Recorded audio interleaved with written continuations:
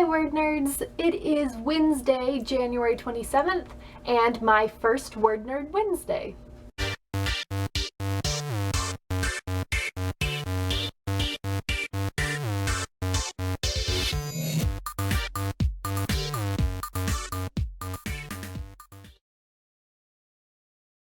So I thought that I would start with a brief background of the project I'm working on. It is a YA fantasy that I started way back in November 2014 for NaNoWriMo, and I obviously did not finish it that year. After that Nano, I kept writing at it a little bit at a time, and by the time Camp Nano in July of 2015 came around, I'd written about 15,000 words. So basically, if you do the math, that was about 2,000 words a month. I wasn't writing it very quickly, but I decided in July of 2015 to really focus on it for Camp Nano. I wanted to write 10,000 words that month so that I could get to about the halfway point of my novel, 25,000 words. I ended up doubling my word count by writing 15,000 words. I was feeling really great about it. I was going to finish it before Nano 2015 started so that I could write something different.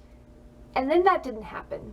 I actually got really close to finishing this novel. I got to about 50,000 words before Nano started in November, but around that time, last fall, I got really burnt out on reading fantasy, and that also translated a little bit into my writing fantasy. So I decided to go ahead and put it on the back burner and work on something new, a contemporary, for Nano last year. And then about halfway through November, I just hit a block with my writing, and I basically wrote about 200 words from then until the end of the year.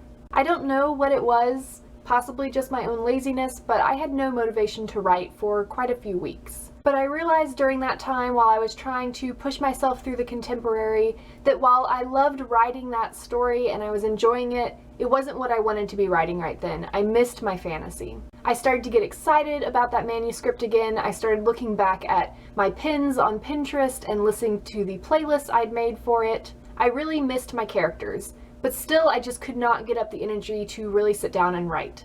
I think part of the problem was that the couple of times in December that I sat down to write, I expected myself to be able to crank out the bigger word counts that I was getting last summer.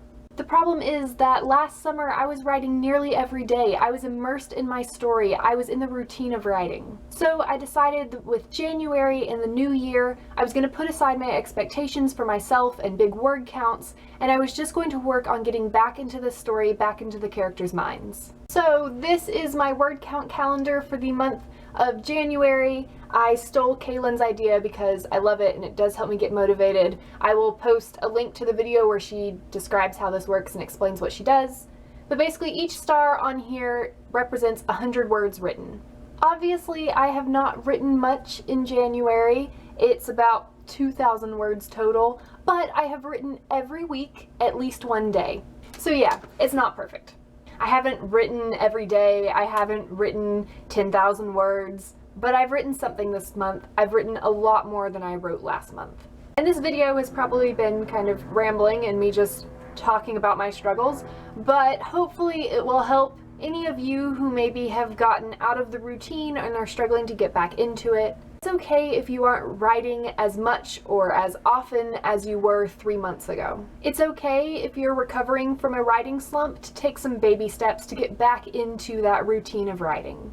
And if you are in the middle of that writing slump and you just can't get that motivation to write, just know that it doesn't last forever. Revisit that inspiration that first made you want to write this story. Listen to your playlists, look at your Pinterest boards, read your favorite scenes between the two main characters. You will re-find your love for that story and your love for writing, even if you just have to take little baby steps to get there. That's all right. And that's it for today. I hope this was helpful or inspiring or informative. I don't know, maybe it wasn't any of those things. And don't forget that we will have a live chat this Sunday at 7:30 Eastern Time.